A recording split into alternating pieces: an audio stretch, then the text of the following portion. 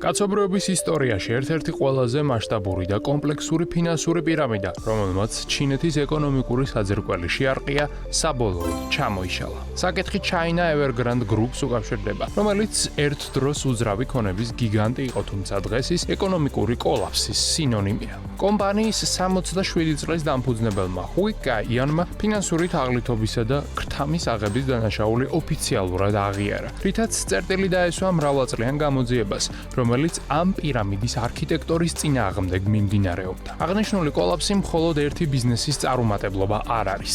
ეს იმ ეპოქის დასასრულია, როდესაც უძრავი ქონების სექტორი ქვეყნის მთლიანი შიდა პროდუქტის თითქმის მესამედს შეადგენდა და ყველაზე პერსპექტიულ მიმართულებად ითვლებოდა. რაც ყველაზე შემაშფოთებელია, ამ გაკოტრებული კომპანიის დავალიანება $300 მილიარდ აჭარბებს, რაც მასშტაბით ფინეთის ეკონომიკის სტოლფასია. გამოძიების თანახმად China Evergrande Group-ი წლების განმავლობაში ყალბ-ანგარიშგებებს ამზადებდა და აგრესიულ სესხებზე დაფუძნებულ ბანკოს სახლს აშენებდა, რომელიც პირამიდული პრინციპით, ანუ მომხმარებლების მოზიდვით, დამატებითი სესხის აღებით და ცრუ დაპირებებით იზრდებოდა. ამ სქემის ფარგლებში კომპანია ბინებს მშენებლობის დაწყებამდე ყიდდა. მიღებულ სახსრებს Evergrande არა მიმდინარე პროექტების დასასრულებლად, არამედ ახალი მიწების შესაძენად და ძველი ვალების დასაფარად იყენებდა. 2024 წლის გამოძიებამ მაგალითად დაადგინა, რომ კომპანიის ძირითადმა ქვედანაყოფმა ერთ წელიწადში შემოსავლები ხელოვნურად $78 მილიარდი გაზარდა, რაც ანგარიშგებების გაყალბებით იქნა შესაძლებელი.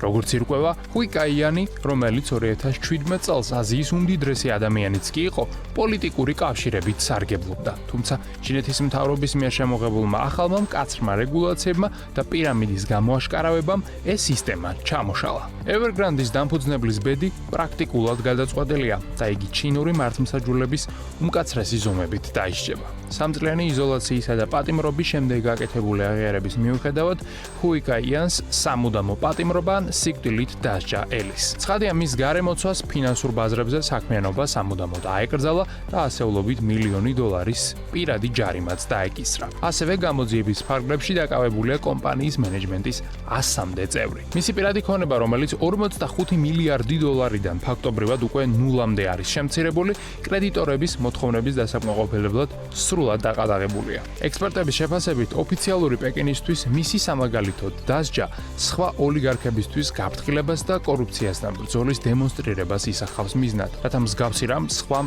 არასოდეს არ გაიმეოროს. თანაც ამ კომპანიამ ნდობა თავად ქვეყნის მიმართად შეარყია. სწორედ Hui Kai-იანის თაღლითური სქემის გამო, ბოლო 3-4 წელიწადია, რაც საერთაშორისო ინვესტორები ჩინეთის უძრავი ქონების სექტორს ახლოსაც კი არ ეკარებიან და ამ რეპუტაციული ზიანის გამოსწორებას კიდევ მრავალი წელიწადი დასჭირდება. ამჟამად China Evergrande Group-ი ლიკვიდაციის პროცესშია, რაც აქტივების ეტაპობრივ გაყიდვას გულისხმობს. აღნიშნული პროცესი იმ კოლოსალური დანაკარგების მხოლოდ მცირე ნაწილს აანაზღაურებს, რომელიც ინვესტორებმა და მილიონობით ჩინელმა ოჯახმა განიცადა. ლიკვიდაციის მიუხედავად უცნობია, თუ რა ბედი ეწება ასობით დაუსრულებელ პროექტს, ათასობით აუშენებელ ბინას და მილიონობით დაზარალებულ მოქალაქეს, რომლებმაც თავიანთი დანაზოგები ამ კომპანიას ანდეს. გულწრფელები თუ იქნებით, კომპანიის ნგრევა იმ ეკონომიკური მოდელის კრახია, რომელიც წლების განმავლობაში მხოლოდ ვალსა და გადამეტებულ მოლოდინებზე იყო დაფუძნებული. ყოველთვის, როცა ვალის მოცულობა რეალურ შემოსავალს სცილდება,